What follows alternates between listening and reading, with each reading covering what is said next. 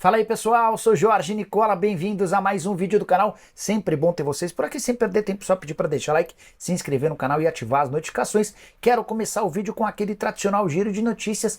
Quero começar logo de cara falando sobre o Vasco da Gama, com o Payet treinando como um falso 9 nesses primeiros dias de pré-temporada sob o comando do Fábio Carille, e a avaliação tem sido tão positiva que o Payet virou alvo de enormes elogios. O DG Souza pode dar mais detalhes sobre Payet e Verratti, como é que está a situação deles? Sobre o Payet, a ideia do Vasco é estender o contrato do francês, que se encerra na metade do ano, mas para estender o vínculo, o Vasco gostaria que o Payet aceitasse uma redução salarial. Sobre o Verratti, o Vasco alega que o Verratti já tem um salário alto. Antes de ir embora do Vasco, a 777 dobrou o valor do Payet e garantiu também 9 milhões de reais em bônus, de acordo com algumas metas a serem alcançadas na temporada. Até por isso, o Vasco entende que não há motivo nenhum para aumentar o salário. O Verratti tem especulado possibilidade de saída, conversando com gente da Major League Soccer, também foi procurado pelo pessoal do Corinthians, porque o Ramon Dias gosta demais dele, mas o Corinthians só vai pensar no centroavante se o Yuri Alberto for embora, algo que hoje parece bem pouco provável. O DG Souza, boa noite, Nicola. Após o Vasco fechar com Maurício Lemos, vai desistir do Balbuena? É a impressão que eu tenho, DG. Até porque saíram dois zagueiros, né? O Léo Pelé e o Maicon, e chegaram três zagueiros. O Lemos, empréstimo até o fim da temporada, o Vasco assume 100% dos salários. O Oliveira, que já foi anunciado nessa quarta-feira, também já havia um acordo com o Lucas Freitas, ex-zagueiro do Palmeiras. Bom, Carlos Pereira, salve Jorge, quanto é que a venda da SAF do Vasco, quanto à venda da SAF do Vasco, há outros interessados que possam potencialmente efetuar uma proposta? O Vasco tenta, toda vez que fala sobre o tema, o Vasco adota toda a cautela do mundo, né? Até porque várias dessas negociações preliminares, elas são cercadas por conta daquelas cláusulas de confidencialidade.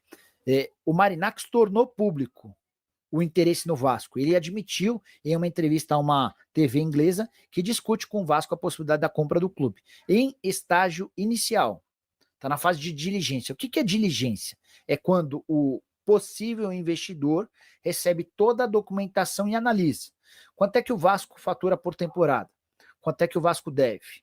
Quanto é que o Marinacos precisaria gastar?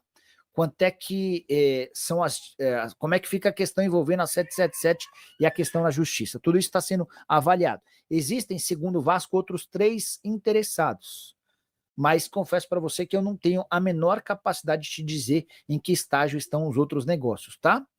O que eu escutei do Pedrinho na última vez que eu conversei com o presidente do Vasco é de que ele faz toda a questão do mundo em vender a SAF do Vasco. A única preocupação é de que ele venda para um investidor com capacidade financeira, com conhecimento de futebol e que não possa abandonar o clube do nada, como aconteceu com a 777, apesar da questão da justiça que tirou a 777, Pedrinho entende que isso precisou ser feito porque a 777 estava abandonando o barco, tá? Só uma outra curiosidade envolvendo Marinacos e São Paulo. O magnata grego, que hoje está mais perto de comprar ou de se tornar sócio do São Paulo na base do que de comprar a SAF do Vasco, ele foi procurado recentemente pelo pessoal do São Paulo, recentemente não, mas há algumas semanas, alguns dias, no fim do mês, ao longo do mês de dezembro, o São Paulo perguntou sobre o Ramon. Vocês vão lembrar do Ramon. Ramon surge na base do Flamengo, é negociado com o time do Marinacos, joga no Olympiacos, também vai para o Espanhol, e aí vem emprestado para o Cuiabá. Faz bom campeonato brasileiro. O São Paulo, em busca de um lateral esquerdo, consultou as condições do negócio e foi informado de que só haveria negociação em caso de compra.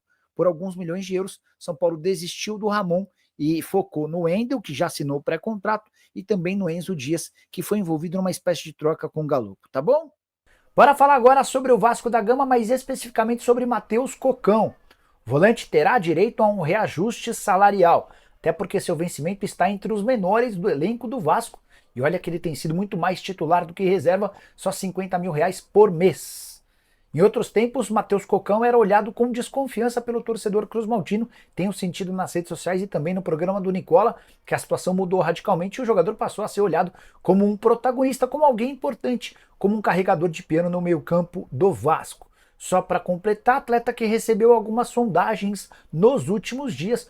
Vasco afirma que só o negociará a partir de 26 milhões de reais. A ideia antes é renovar o contrato para ter direito a cifras melhores. Só para completar o noticiário do Vasco, Zé Gabriel e De Luca seguem à disposição do mercado, não fazem parte dos planos da diretoria nem da comissão técnica, e o Vasco também anunciou nas últimas horas Lucas Freitas como reforço e Tietê, que já havia sido anunciado, agora apresentado também. Alguma novidade do Vasco? Paê e Coutinho devem atuar juntos. DG, o Carille chegou a testar o Paê um pouco mais avançado como um falso 9. Seria uma alternativa para que o Paê e o Coutinho pudessem jogar juntos. Eu acho que vale essa experiência, pelo menos testar, né? Porque abrir mão de desses dois craques, especialmente num elenco que não tem tanto recurso, soa muito mal, né? O Adalberto Barbosa perguntando sobre o Marinacci no Vasco. Ontem surgiu a notícia de que o Conselho Deliberativo do São Paulo via com preocupação, tentaria reprovar a negociação com o Marinacci, tá? O que eu posso contar para vocês é que a partir dessa notícia o pessoal da Grécia ligou. E aí? O que tem de verdade nessa história? Tem algum risco?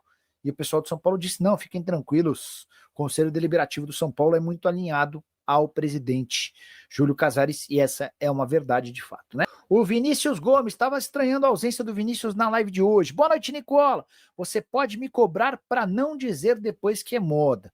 Vasco será campeão da Sula desse ano. Forte abraços. Tem notícias do Vasco? Cara, torço para que você acerte seu palpite. Acho que seria muito merecido para um torcedor que só sofre há muito tempo. As últimas do Vasco, cara, não tem grandes novidades. O anúncio da contratação do Lucas Freitas, que é uma velha notícia, a tentativa de redução do salário do Paê para prorrogação do vínculo pelo menos até dezembro, negociações com o Verratti para prorrogação do vínculo com direito ao aumento salarial, o Vasco buscando empréstimos para 2 jogadores que estão fora dos planos da diretoria e também da comissão técnica, o Ian Lucas e o... Deixa eu pegar o nome do outro, peraí. Caras, inclusive, que já estavam emprestados no ano passado, então, não há nada... O Zé Gabriel e o De Luca. Zé Gabriel e De Luca, tá? Estão à disposição do mercado. Estava contando também sobre a negociação do Vasco para a renovação do contrato do Matheus Cocão, algo que também não vai mudar o preço do dólar, né? Torcedor vascaíno que acompanha o canal Central do Vasco, essa aqui é as notícias de hoje do Vascão da Gama. Espero que tenha gostado do vídeo. Se gostou, deixa o like, se inscreve no canal, ative o sininho de notificações também para receber os próximos conteúdos postados aqui no canal Central do Vasco. Um forte abraço.